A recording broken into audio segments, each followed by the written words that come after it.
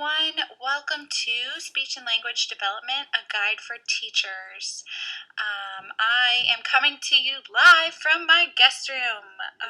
Thanks to coronavirus, I cannot be there with you guys to do an in-person training, and I'm really sad about that because I was really looking forward to being able to get to know some of you better and to also just be there to answer questions that you guys have as we go along.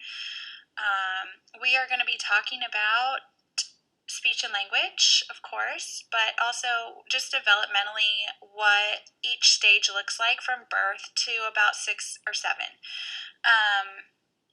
So we're going to go through and break down each age range, and we're going to talk about what is normal and what is not, and what you can do as a teacher to help kind of facilitate some language skills in those kiddos that you may think are a little bit behind. And then when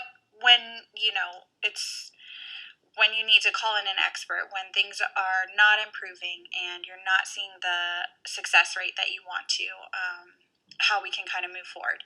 So I thank you so much for tuning in. Thank you for spending the time to listen to all of this. It's a lot of information. Hopefully it's very helpful for you. There is a slide at the end with all of my contact information. If you have any questions, call me, email me, visit my website, and hopefully we can kind of work through it all. I am, like I said, in my guest room recording all of this, so hopefully you don't hear my kiddos screaming in the background. They have been home since the tornado, so it's been a long month, and I think all of us are kind of just trying to navigate this new life we're temporarily finding ourselves in. So bear with me, but we are going to go through all this information, and hopefully you'll learn something. So thank you so much for tuning in. Thank you for being here. We'll get started. Thanks, guys. Okay, guys, so here's what we're going to be talking about. This is kind of an overview of the presentation. So what is speech and what is language, and what's the difference between the two of those things? What should your students be doing at each age? So maybe you're in with the babies, or maybe you're in the 1s or 2s, or maybe preschool pathways or kindergarten. So obviously there's a big difference between what we expect to see in kindergarten and what we expect to see in the infants. So we're going to talk about what's normal for each age, and then we're also going to talk about what you guys can do to help kind of elicit more language from these kiddos that are maybe falling behind, and then when you should call in an expert and they need professional help. So we're going to talk about all those things and more. Okay, so what is language? Language is how we use words to communicate our wants and needs, how we use words to interact with others, combining words to make phrases and sentences. This is our vocabulary, our grammar, our sentence structure, our word meanings. Understanding what other people are saying to us, following directions, answering questions, retelling stories. Language is really the foundation of our communication. Language is how our kiddos are telling us what they need, what they want, what they don't want. This is really like where their vocabulary comes in, how many words they have, how are their sentences. Do they make sense? Can they answer your questions? Can they follow your directions? This is all of the things that are included when we talk about language. Okay, so now what is speech? So speech is how we articulate specific sounds. This is how well we are understood by familiar and unfamiliar listeners. Using appropriate volume levels and vocal quality, it's fluency in communication. So this is talking about stuttering. Maybe some of you have had a couple of kiddos that stutter. It's the way that we articulate what we want to say. And this can be impacted by oral muscles and other functional issues, hearing loss, tongue tie. Maybe they have muscle weakness that prevents them from being able to articulate correctly. There are motor issues where the brain is not reacting fast enough to help them produce their speech sounds correctly. And just overall, there could be many different structural issues impacting their ability to produce these speech sounds. So this is things like they, instead of saying lake, they say wake. Instead of saying river, they say wivel. Instead of stop, they say top. These are more traditional speech impairments that we're all kind of a little more aware of and used to listening for. These are kiddos that they try to tell you something and you have no idea what they've just said because you can't understand any of it. And they also get really frustrated when they're trying to tell you something and they repeat themselves 4 times and you're just not understanding it. These kiddos tend to get really frustrated and start having breakdowns because of this communication barrier. So these are important things to think about when you're talking about speech and language development. Okay, so this is just a snapshot worksheet of what we're going to talk about more in depth. So on the left side, you'll see the age ranges, and then it will give you just a basic snapshot of what language skills they should have and what speech sounds they should be producing at each age. So hopefully this will be helpful for y'all to kind of just keep in your pocket as like a quick reference. It's something I sometimes give to parents just to show them what speech sounds they need at each age and what typical kiddos are doing at each age as far as language, how many words they should have, how many words they should be putting together. So just kind of take a look at this. Maybe later when you have more time, go back and just take a look at what each age range should be doing. Okay, so we're going to jump right in with our birth to 6-month age range. So these are infants. We know that infants spend a good majority of their time sleeping, eating, pooping, and we don't expect a ton of communication at this point, but we do know that they are learning a lot in this little 6-month window. They're watching everything we do, they are listening, they are observing, and they're remembering. So it's really important that we, even though they're not necessarily communicating with us yet, we're communicating with them and we're kind of giving them all of the right tools to start communicating in the next few months. So you may see as they approach 6 months, they'll start babbling. You might hear mama, mama, da, da, da, da. It's going to be pretty much consonant, vowel, consonant, vowel, consonant, vowel, and it's going to be the same consonants and the same vowels repeated over and over. They're going to begin to explore different sounds and functions of their mouth. So they start exploring what their mouth can do. This is when they start blowing raspberries. They might start screaming or shouting or laughing. And they sometimes will do silly things to get your attention, like start coughing, fake coughing, or just make a squawk, and then they get your attention that way. So that's fun. They also like to feel new textures in their mouth. This could be toys or rugs or hair or clothes or foods or feet. They're just exploring what the oral structure can do, how it feels, and that's totally normal. It's actually really important for them to get that oral stimulation and to feel different textures in their mouth. It's a pre-feeding skill. And it's really important for sensory input as well.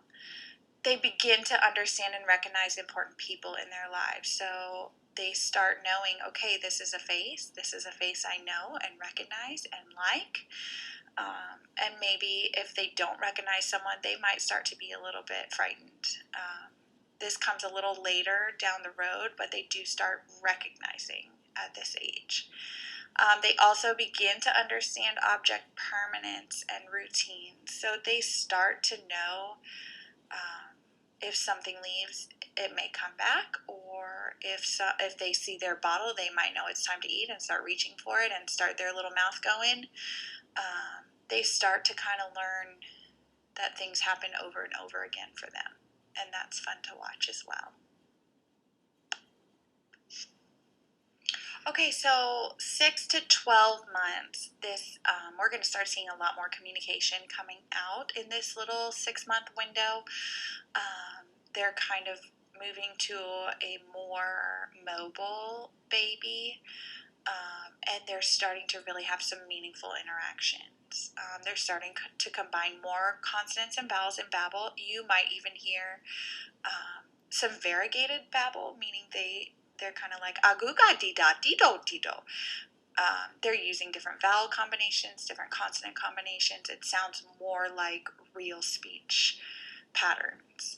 And they might even have a few words approaching one. Typically, if some of your first words would be ball, bye-bye, mama, dada, maybe a sibling's name or an approximation of a sibling's name.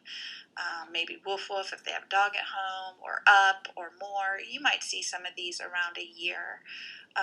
If they don't have a couple of words by a year, it's not an emergency, but we do want them by 18 months to at least have a few words in their vocabulary that help them get their needs met. They're starting to follow some simple commands. Maybe they can wave bye-bye or high five. If you say, can I have it, and you hold your hand out, they might be able to give you something. This is when it kind of gets interactive and fun for parents and for teachers. They start to understand and look for people when they're not present. They might respond to their name being called. You might see some separation anxiety here. They also continue to explore new sounds and textures in their environment. This is really normal and necessary. So we're going to see them really start to explore at this age. Okay, we're on to 1-year-old. So around their first birthday, most babies have 2 to 10 simple words. Now, this is not a hard rule, but we would like to see them at least saying mama and dada. We'd like to see them having a couple of other nouns, maybe ball, doggy, important people in their life. Maybe they have a little word for their grandma. My daughter somehow came up with Yaya for my mother-in-law. So we still call her Yaya, but when she was a baby, it was always ya, ya, ya, ya, ya, ya. They're starting to understand basic commands. Go get your shoes. Where's your nose? What does a doggy say? They're really starting to understand stuff like that and do the corresponding action. They're starting to point to objects that they want, or they'll grab your hand and drag you to what they want. They have really good little skills to get what they want at this age. They also will let you know if they are frustrated or upset. You're going to know it. If they don't like what's happening, you're going to know it. They start to understand what to do for simple routines. So maybe you'll say, snack time, everybody go to the table, and they do, and they can understand that. Or maybe, nap time, maybe they're starting to get tired and they go stand by their cot, or they, go to the crib.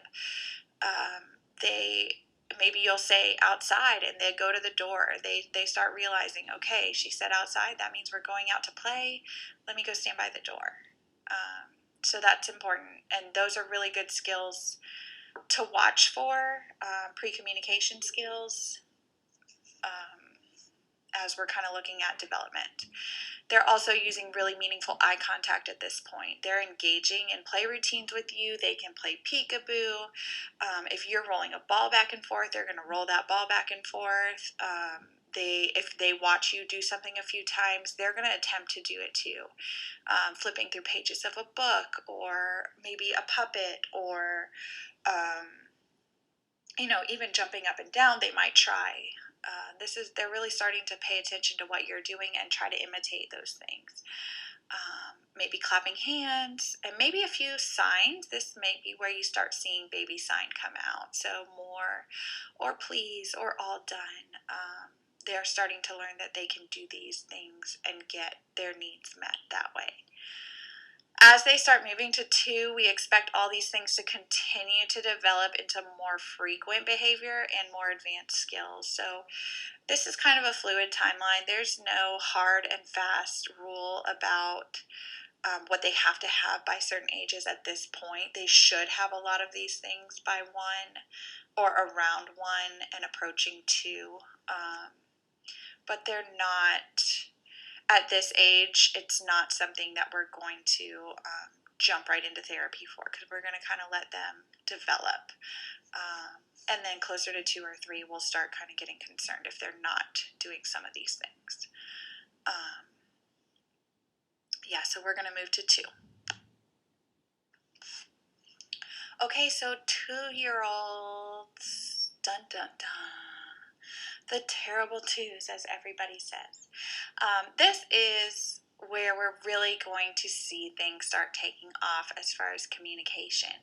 So this is where they're starting to gain more independence, and they're starting to flex their little independence muscles and tell you no and get mad when you're not okay with that.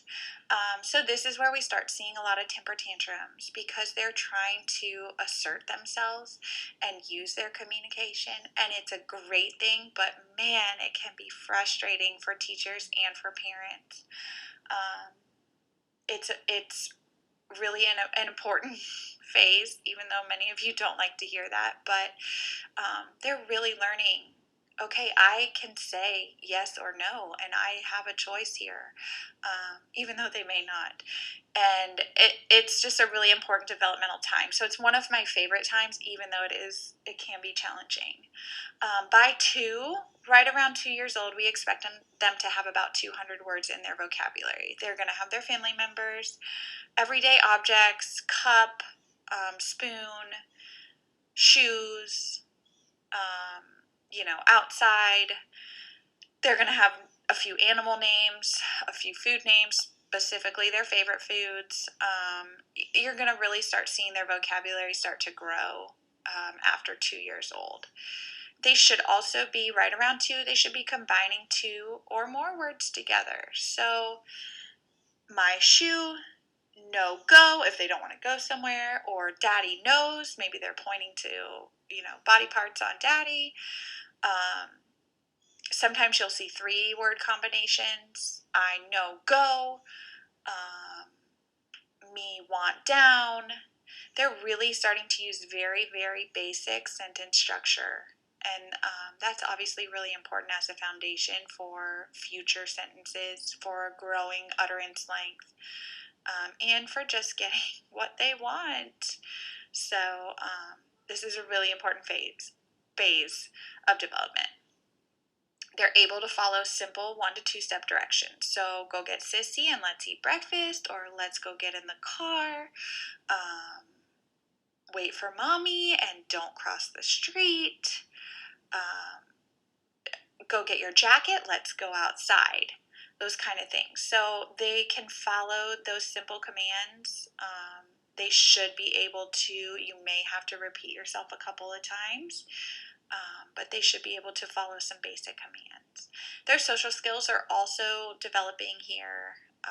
They're using appropriate eye contact. They're listening when you're talking and looking at you. They want to be engaged with you at this point. They want to play games with you. They're listening if you're reading a book or if you're doing something new. They should be right there with you and interacting. They should also notice their peers. So at this point, you should expect them to be not necessarily playing together, but playing next to peers, noticing peers. They should be comfortable with social interaction at this point. So speech sounds, here we are with the articulation. This is where we're going to start paying attention to what sounds they make. Now this again is not a hard fast rule yet. They should be making the P sound, B sound, M sound, D, H, and N. And we should be able to understand what they're trying to say about 50% of the time. So some kids it's more, some kids it's less, and that's okay at this point. No big deal. We should be able to understand some of their words, especially if they're just saying one or two words at a time. Sometimes they try to string together quite a few words at this age, and you kind of lose them. But if they're just saying one or two words, you should be able to at least approximate what they're trying to say. Okay, so we're going to the threes. This is a little bit more independent, a little bit more understanding of rules, and more communication, which certainly helps them reduce frustration. So they're combining 2 to 4 words, sometimes more, sometimes less, average of about 2 to 4 words at a time. And they should have about 1,000 words in their vocabulary, which seems like a lot, but really when you start breaking down all the things that they're able to say at 3, 1,000 is not super high. If you have a 3-year-old that's not talking yet, that is a problem. If you have a 3-year-old that only has a handful of words, again, a problem. If you have a 3-year-old that grunts instead of talking, or that is not combining words yet, also an issue. Really by 2, if they only have a couple of words, that's an issue. They need to be, by 3 years old, they should be able to communicate most of what they need to without getting frustrated, and be, it should come fairly easy to them. So using very basic sentences, they have correct word order to communicate their wants and needs. I want more, please. My shoes are on. Let's go outside. I want a snack. I need a banana. These are all things that 3-year-olds should be able to say. They can name common objects, animals, household items, clothing, body parts. They might have some colors. They might have some shapes. They might be counting. They should know animals and sounds. All the basics they should start really having at 3. They should start using pronouns at 3. I, my, me, he, she, him, her, you, they, ours. We is not listed there, but they should really have a lot of these pronouns and be using them correctly. So this is not where we want to hear me go outside. We really want to hear at 3, I want to go outside, or my shoes are on. Some 3 to 4-year-olds will mix up he, she, him, her. So him said, I want to go outside. And that's really, we want to start correcting them at 3. It's okay, but it's not great. We really expect them to have their pronouns and use them correctly right around 3. The speech sounds they should be able to make, including, this is in addition to all the ones that they should have made at 2, we're going to add in K and G. So K and G are 2 of the most difficult ones. These are ones I see quite a bit at this age. They're still saying, instead of cat, they're saying tat. Instead of saying go, they're saying dough. So this is a really difficult one for a lot of kiddos, and by 3 they should be able to say K and G correctly. Also F, T, W, and the NG sound. And we should be able to understand them 75% of the time. So if you have a 3-year-old who's just chatting away to you and you don't understand any of it, that is not normal. You should be able to understand 75% of what they say, if not more. All right, guys, we are moving on to 4 and 5-year-olds. 4 and 5-year-olds should have more than 2,000 words in their vocabulary. They should be able to formulate meaningful sentences. They should be grammatically almost correct. They should, for the most part, I mean, we expect a couple of grammar errors here and there. That's fine. We do expect them the majority of the time to have correct sentence structure. They should be able to follow 2 and 3 step directions at this point. This is like, go get the red block and put it on the table. Go find a yellow square, an orange triangle, and a green diamond. And they should be able to, maybe you'll have to repeat it again a couple of times, but they should be able to follow and comprehend those multi-step directions. They should be playing cooperatively with their peers. They should be able to follow the routine of a classroom. They should be able to interact with peers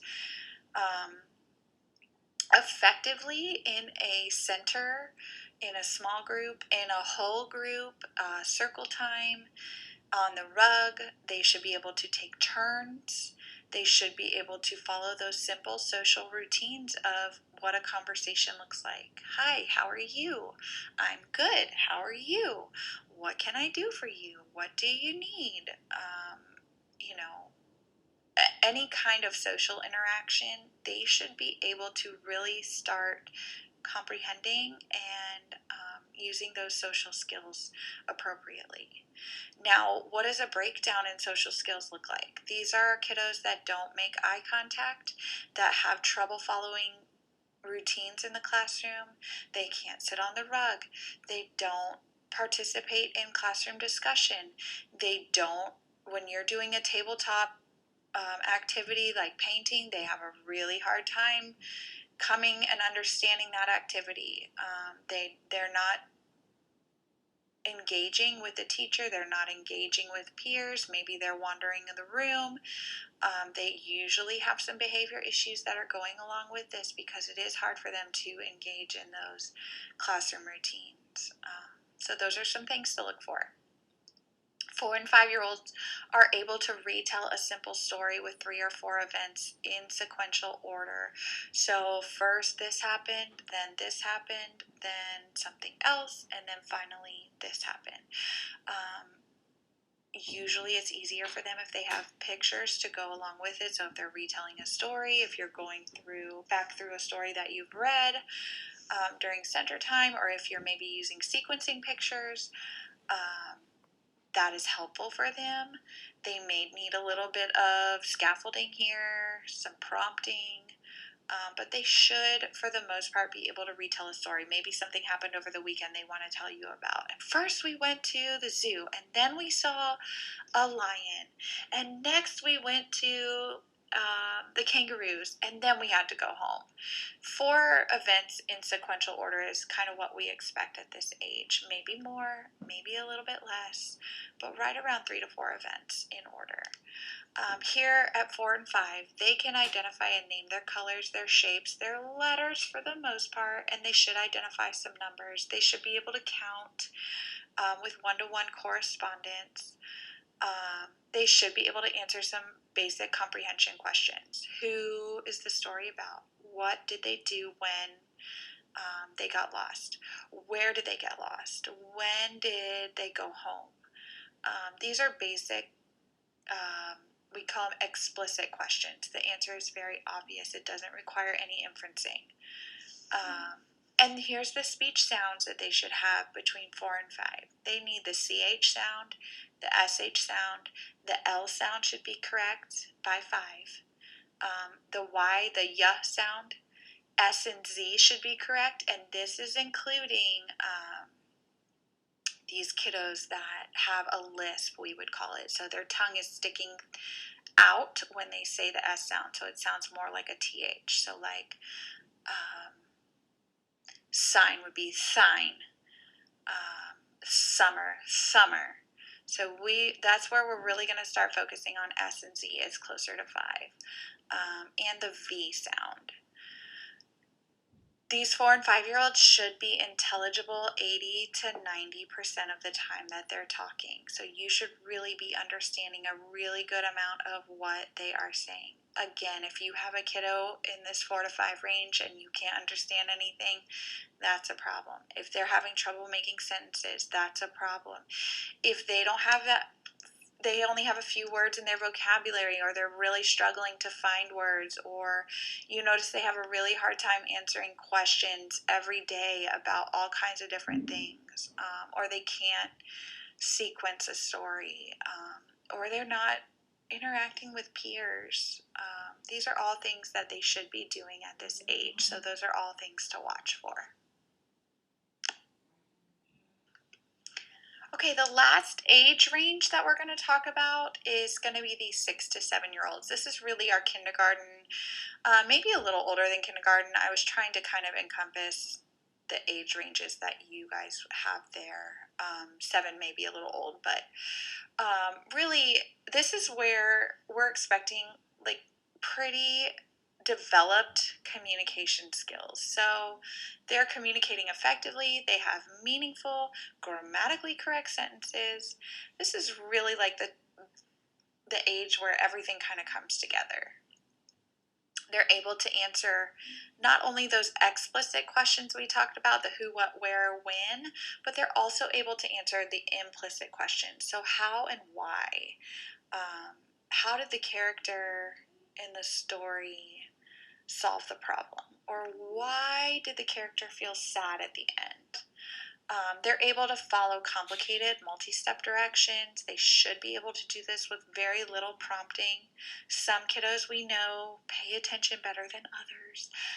So they may need a couple repetitions for complicated directions, but they should be able to follow these multi-step directions. Especially, you may have to cue them to say, hey, I'm going to give you a lot of things. Listen carefully so you know what to do, and really make sure that they're kind of tuned into what you're asking. This is also where we expect their social skills to be fully developed. They really should not be having tantrums anymore. They should not be having breakdowns anymore. They're working cooperatively with peers. They're following all the social routines, maybe line up in the classroom, or taking turns during an activity. On a playground, they know what the rules are and they follow them.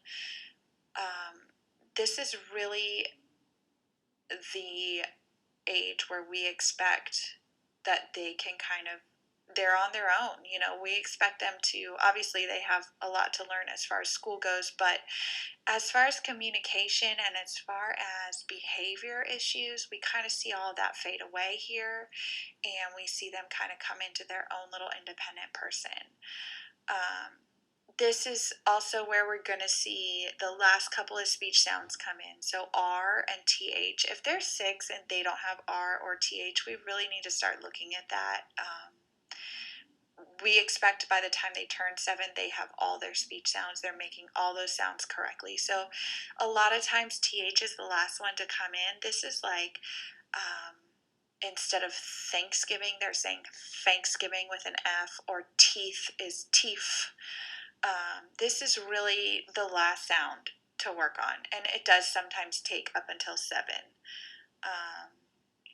And sometimes at this age, they're cognitive enough to know if you say, hey, we make TH with our tongue in between our teeth, they'll kind of feel that out, and they can kind of self-correct and self-monitor.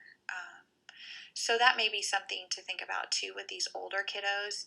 If you call their attention to it and show them the right way to produce some of these speech sounds, sometimes they're able to kind of pay attention and fix it on their own, which is awesome. But the R's are really hard to remediate and to fix at 6. So we like to kind of get into R before, even at 5, just so that we can start working on that, because R's are the hardest sound to work on. it's a really difficult sound to produce in your mouth, to produce it correctly. And after 6 years of producing it the wrong way, we have to break that habit and rebuild it. So it is tricky. So if they are having an R problem, I would rather address it closer to 5. They should be making all their speech sounds correctly, and they should be 100% intelligible in conversation. There should be no words that you cannot understand a 6 or 7-year-old saying. They should be completely understandable in conversational speech. So if you have a 6 or 7-year-old that's still having trouble with a certain speech sound, or they're still hard to understand, that definitely needs to be looked at. Okay, so we've gone through all the age ranges and what we would typically expect to see in each of those age ranges. I hope that maybe you have written down or thought of a few kiddos or questions that you might have about all of those. Feel free to email those to me or call me, and we can kind of discuss. But I also want to get into some of the other stuff that is important to consider when we're talking about speech and language development. So stuttering is a big part of our speech development. Stuttering is not super typical, but when we see it, we want to make sure we address it correctly. Stuttering can also be kind of complicated. There's a few things to look for. Are they stuttering frequently? Every time they try to talk, are they getting stuck on a word? Are you noticing that it's interfering with the listener's ability to understand their message? So is the listener focusing more on the stutter than on what the actual message is? Are you hearing speech blocks? So this is where they almost look frozen as they're about to produce a sound and they can't get it out. So they just get stuck. Or prolongation. So prolongation happens on certain sounds, like maybe the word stop, they would produce stop. So they're really prolongating that S sound. And that's definitely a type of stutter. And it's what we consider to be non-developmental, so it's definitely a disordered speech pattern and something that we need to involve an SLP, a speech language pathologist, in. Anytime there's blocks or prolongations, that is not considered to be normal or developmental in any way, and they do need professional intervention at that point. Also, anytime they're using a physical behavior along with their stutter. So sometimes kiddos will blink their eyes or clap or stomp. I've seen all different types of secondary behaviors, physical behaviors that they're doing along with stuttering, almost like they're using that physical behavior to help them get their word out. This is also not typical speech patterns. So if they are doing these secondary characteristics, these physical behaviors with their stutter, they need to have someone look at them. This is not a typical behavior, and we don't want to see that.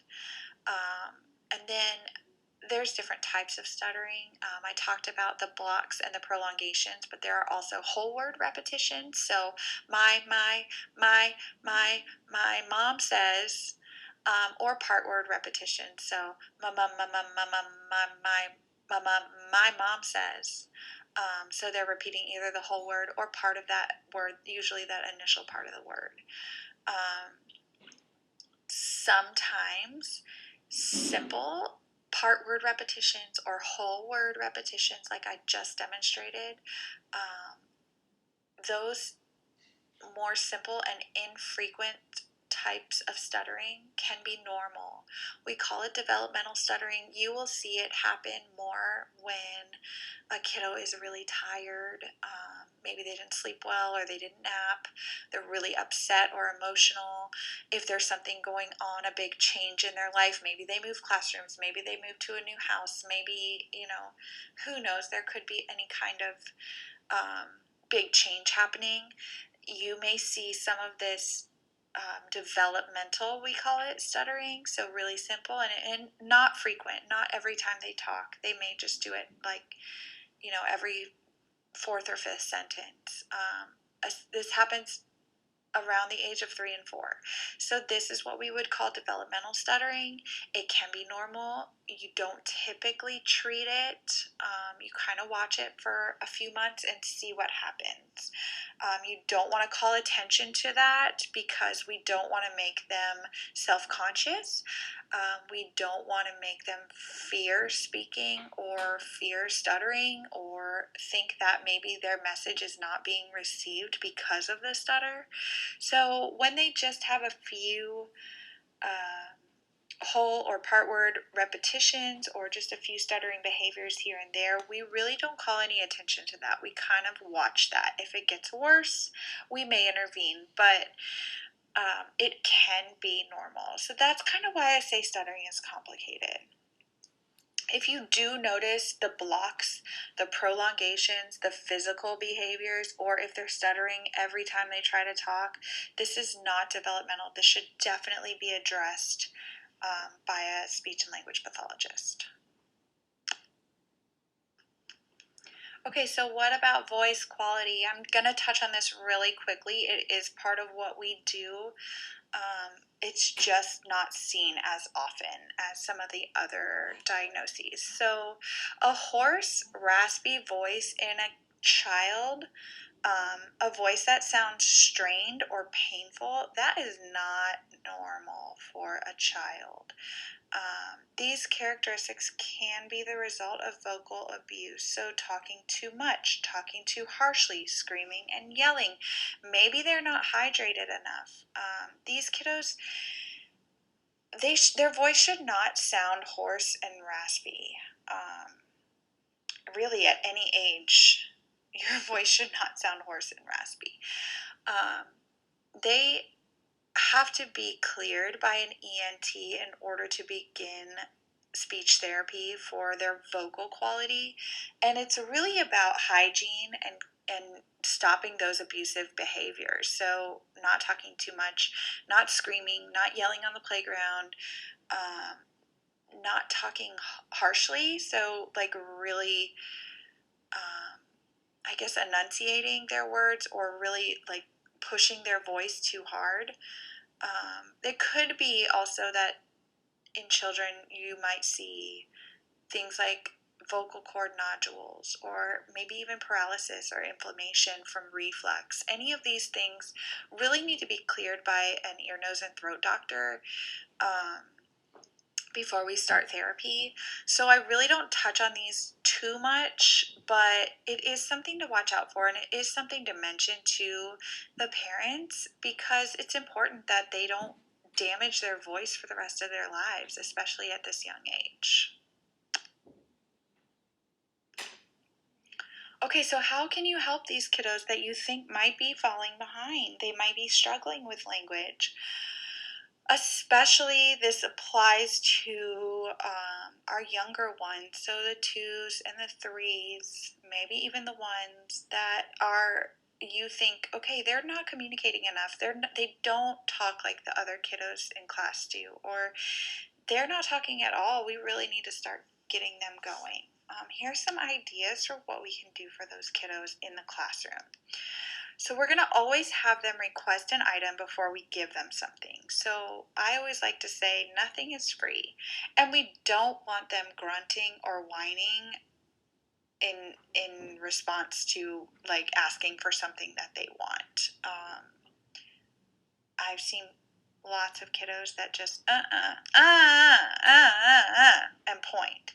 And that's not okay. We want them asking, even if it's as basic as please or more, that's fine as long as they're saying something to get what they want. Nothing is free. This is super important in the 1s and 2s.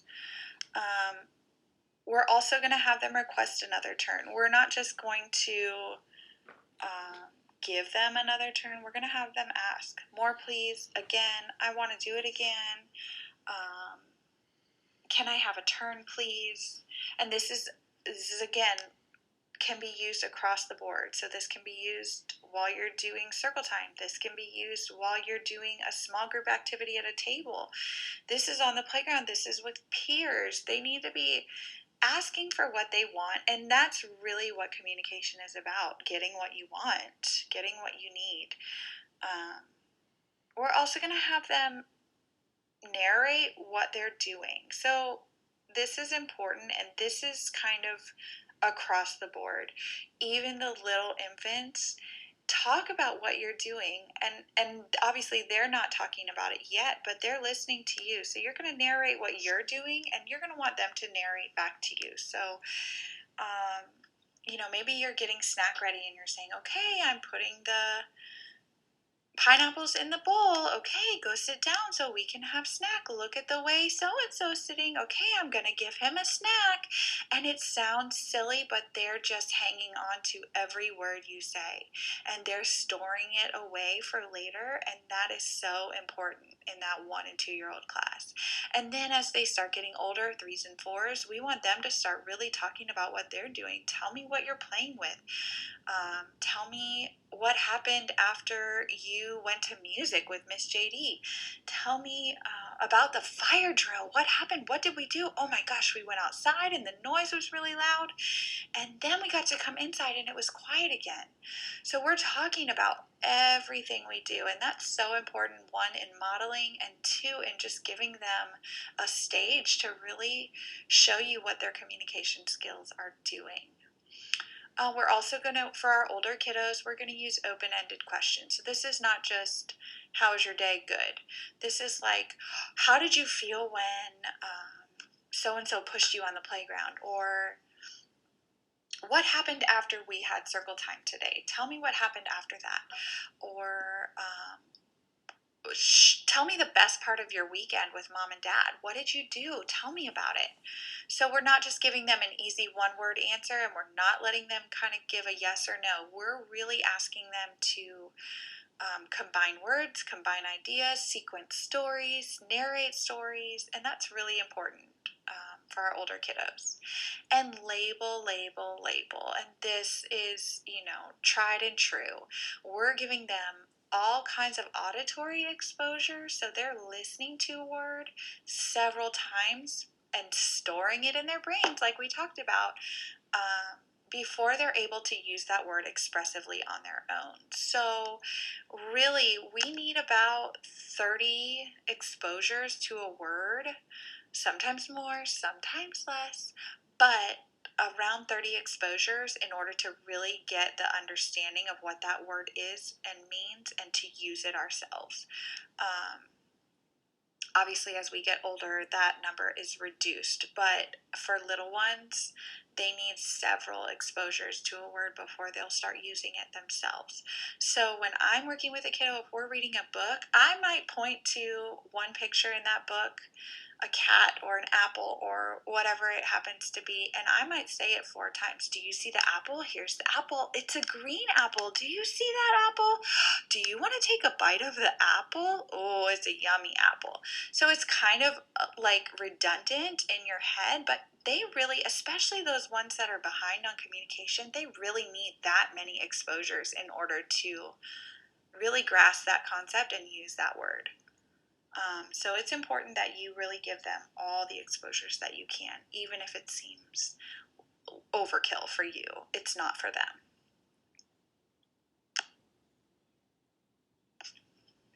Okay, so I also wanted to include some of the physical milestones that go along with these ages. So this is like what we call gross motor, or their overall physical development. And this is obviously not really tied to speech and language, but these are important things to watch out for. If they're not meeting physical milestones, a lot of times they're also not meeting speech and language milestones, and this can really be a red flag for overall delay. So if you are noticing these things, it's worth mentioning, and it's worth kind of watching. If you notice that their physical development maybe isn't matching their peers. So let's just kind of quickly go through what their physical milestones might look like. Around 6 months, they should be rolling front to back, back to front. They should have their little feet up to their mouth when they're laying on their back. They can kind of, I've seen kiddos suck on their toes and, grab their feet with their hands around 6 months. They can hold their head up unsupported. You can kind of hold them on your hip and they'll look around. And they should be sitting. They might have a little support, and that's totally fine at this age. But they should be pretty comfortable in that seated position. From 6 to 12 months, they should sit unsupported. They should push their body up off the ground. They should start crawling. They should be able to move from laying up to sitting, and they should be pulling up to stand, and they might stand alone for a minute. And then around 12 months, we're going to see them pulling up on the furniture, walking across the couch, walking or close to walking on their own, and they can start to kind of roll a ball or imitate some of those play gestures. From 1 to 2 years, and this is a big gap, so kind of just bear with me, but they should be walking and moving in different directions while they're walking. They should start trying to run. They can walk while holding a toy, and they start to climb up steps. From 2 to 3 years, they should be walking securely. They can turn corners when they're walking. They can go in different directions. They can go from sitting to standing easily. They run with control. They can pick things up from the floor without falling over. And that's actually a really important skill, especially for these little guys. And then from 3 to 4 years, they should be able to pedal a bike, jump with both feet, climb on the jungle gym, throw and catch a ball. So those are just some guidelines as far as what they should be doing at each age physically. So if you're noticing that they're not meeting those milestones, there's a pretty good chance that they might not be meeting other milestones as well. So just something to keep in mind. Okay, guys, are you still with me? This is our last slide. I hope this has not been overwhelming or too much information, but this is our kind of wrap up about when we should call in an expert. So when do you need someone to come in and support this kiddo because he's not making the gains that he should, or he's that far behind his peers? So if they're not using any words at 18 months, or if they have very few words at 2 years old. So we talked about at 2, they should have 200 words and be putting 2 words together. So if they only have a handful of words at 2, that is not okay. Pediatricians sometimes tell you differently. They will tell you to wait until 3 or to just watch, or he'll get there, don't worry. And that's no disrespect to pediatricians, but early intervention is always the best intervention. So yes, you can sit and watch, and sometimes they do catch up without intervention, but why would we want to wait for a kiddo to catch up to his peers? Because down the line they're going to have more and more and more that they should be doing, and if they're still playing catch up from when they were 2, that's going to really keep them from making progress down the road. So I think early intervention is always the best, and if they're not using words at 2, they really need to be. So we really need to kind of take a look at those kiddos. If they have a hard time following directions and routines, if you're noticing every single day this kiddo cannot follow directions, he has no idea what I'm asking him to do, he doesn't know what circle time means, he doesn't know what music time is, he's really having a hard time following routines and directions, that's a problem. If they can't communicate their wants and needs effectively, and they should be old enough to do that, that's really important. These are kiddos that are getting really frustrated. They're throwing themselves on the floor, they're screaming, they're crying because nobody's understanding what they want or what they need, and they can't communicate it effectively. This is really where behavior issues stem from, is communication. It really makes a difference. When there's concern about social interaction, maybe that kiddo is not socially where they need to be. They're not giving you eye contact, they're not engaging with you, they're not following any directions. It's almost like they're ignoring you and they're ignoring all their peers. That's a problem. If you can't understand what they're saying, if you can't understand any of their words, or you only understand about every third word of what they're trying to say, that's a problem, and we need to look at that. Especially if they're 3 and older, that's definitely an issue. When you notice certain sounds are difficult for them at 4 or 5, if they're still not, they're not using K or G, or their S sounds funny, or their R or L, we need to probably take a look at that. Like I said, refer to that worksheet that tells you which sounds they should have by which age, and that's really important. So, we're not going to look at TH or R for a 3-year-old because we know that's like a more of a 6-year-old sound, and they're not going to get that sound perfect until they're closer to 6. When they're stuttering frequently, or when they have those stuttering behaviors that we talked about, the physical behaviors, the blocks, the prolongations, or if they're stuttering on every word, or every time they try to talk they're stuttering, then they need some help. And then also, like we talked about, the vocal quality, that's important too. I don't want to discredit that. There's no reason for a child to have a hoarse, raspy voice. There's something going on there. And we kind of want to get to the root of that so that they do not damage their vocal cords forever. So that's really important too. Yeah, and anytime you're concerned about a kiddo specifically, come to me. Lindsay has my contact info. I'm going to include it in the next slide as well. We can just talk about it. You don't even have to tell me who the kid is. I'm happy to just kind of listen and give you my thoughts without even looking at the kid if you don't want me to.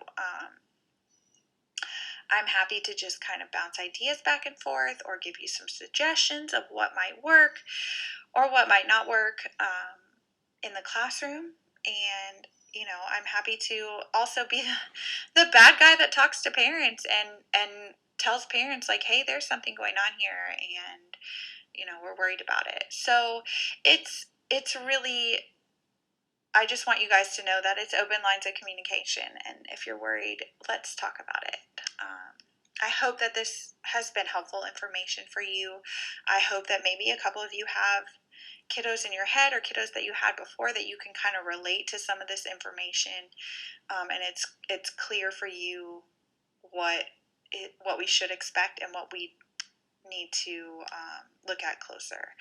So thank you so much for bearing with me and for kind of going along on this journey with me. I hope that you all stay well, and I hope that you have learned a little something too. Thank you. Here on the next slide, you're going to see my contact information. Okay, so bottom line, if you're concerned, let's talk. Here's my email address, fisherspeechtherapy@gmail.com. Fisher is Fischer. You guys are welcome to check out my website and pass that information along to parents if you want. Fisherspeech.com. And then there's my office line.